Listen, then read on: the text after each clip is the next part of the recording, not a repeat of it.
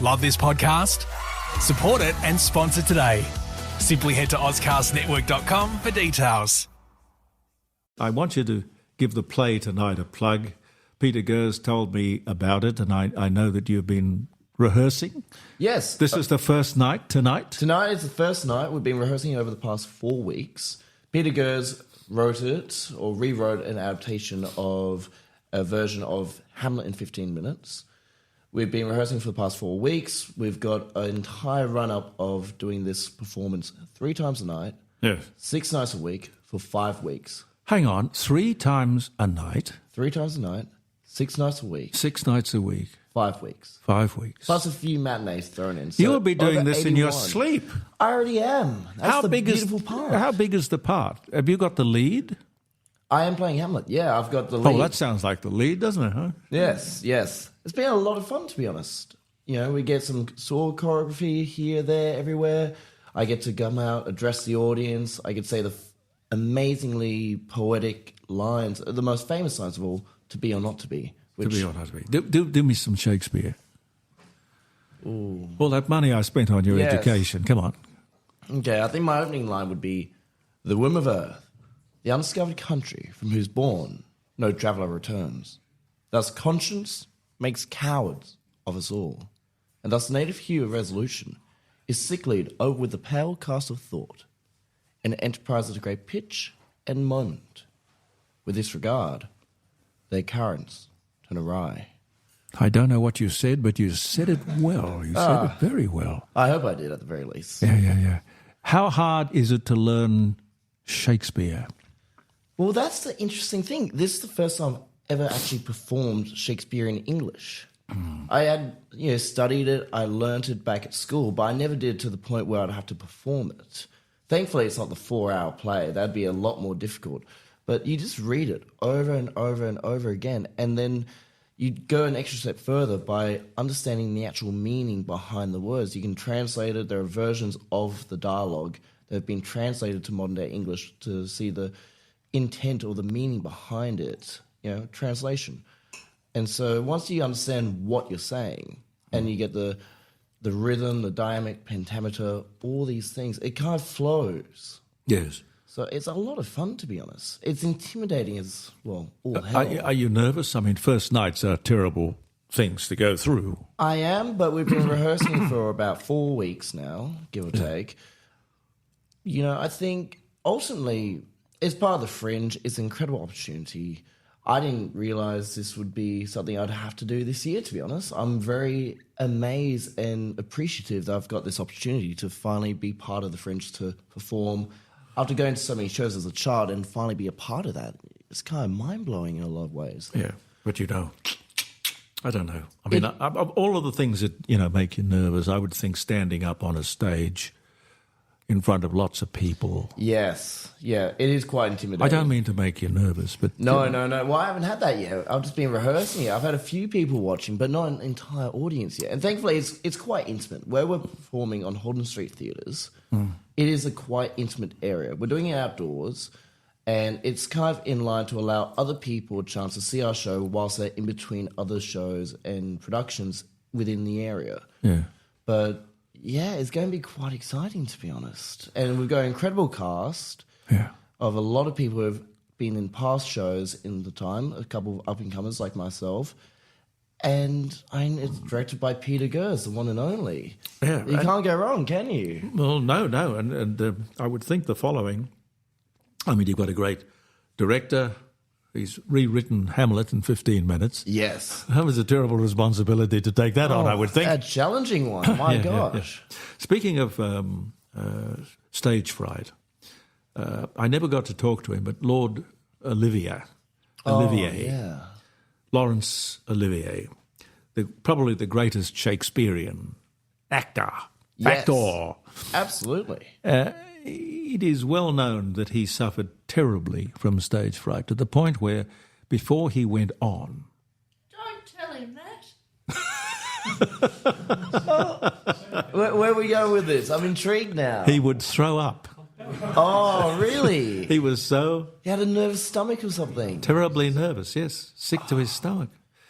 Yeah. I haven't had that yet, but No, there's still no, time. look- There's still time. We've No, got to do it you over won't. 81 times, so there's still plenty of time for me to get the last minute jitters or No, well, butterflies. I don't know how that theatre works, but most theatres, you walk out there on the stage and the footlights are such that you can't see anything but black out there. Well, that's the interesting thing, though. That's up until the time they start throwing things. Yes, no. Well, I've had a lot of experiences back at boarding school where we had an actual amazing theatre department that allowed us, to have this sense of professionality in terms of our productions. I did as many productions as I could. I was always terrified. You go out, you realise there's people walking around, they're getting their seats. You look at your script, you read along, you look away from it. Bugger, what was it? And you just, for 5 minutes before you go on, you can't remember anything at all. You're so nervous. And then you go on, and there's this weird thing where just muscle memory, you're hypnotized. You just go through it all without thinking. And you look out to the audience, you can't see them. The lights behind them are obscuring them. And what should be the most terrifying thing, it just becomes second nature, which, is phenomenal. Intimidating as all hell because you don't have any control, really. Now, you didn't grow the beard just for Hamlet, I did you? did, actually. I did to some extent. I was planning on shaving it off. I had another project that kind of needed the beard, and so I assumed with Hamlet I wouldn't need a beard because, it's the Prince of Denmark, so obviously quite young.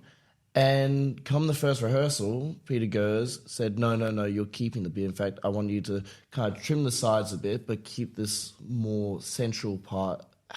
Allow that to have a bit of length so it seems more old-timey. So since then, I kind of just got the ball and ran with it. I think that's been the entire production. Well, we're proud of you. Caroline, are you proud of him? Absolutely. Oh, thank you. Have you ever been on the stage? Yes. Doing what? Acting. I think you're thinking about a different stage. I was Juliet twice. Oh, did you? Oh. Romeo and Juliet? Yes. Oh, good God. So Shakespearean performances run in the family. You heard it here first. It's in the bloodline. Yes. Okay. I'm just trying to figure out where Johnny Cash is. Is Johnny Cash the blue button on the bottom? Well, before we go away, I just want to say one thing. Yeah. For anyone listening who are in Adelaide now for the Fringe, feel free to come along to Holden Street Theatres from tonight till the 17th of March. We'll be performing 3 times a night, 6:45, 7:45 and 8:30 every night. So Yep. feel free. It's $10 a ticket. For a tragedy, we've thrown in a lot of comedy just to keep it interesting. And a sword fight. And a sword fight.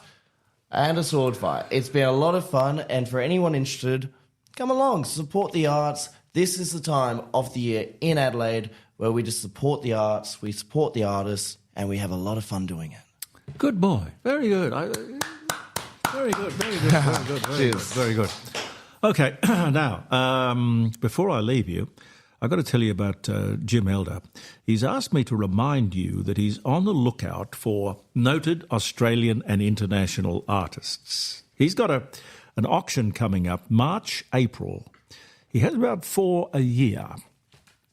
And the result of that, of course, is that a lot of people part with paintings that they, take for granted or they've put in the attic or the cellar or something. Now, you can get an appraisal absolutely free and free of obligation. I'll give you a phone number in a couple of seconds. Jim and Helen Elder's beautiful art gallery on Melbourne Street, North Adelaide, the one with the international reputation. People buy at Jim's auctions from all over the world. So if you are looking to sell, this is a great opportunity to turn that painting that, you mightn't even like, but it could be worth a lot of money. One doesn't know. The Elder Fine Art Gallery, 106 Melbourne Street, North Adelaide. They're open Monday to Friday, 10 a.m. till 5 p.m. All you need to do is to call Jim on 8267 2869, or you can call Jim's mobile phone, this is his personal number, 0417 811184.